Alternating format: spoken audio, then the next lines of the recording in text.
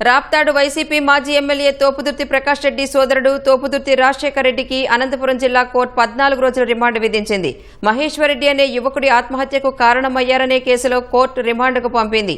ఏడాదిన్నర క్రితం తాటిచెర్ల సమీపంలోని రైల్వే ట్రాక్పై మహేశ్వర్ రెడ్డి ఆత్మహత్య చేసుకున్నాడు.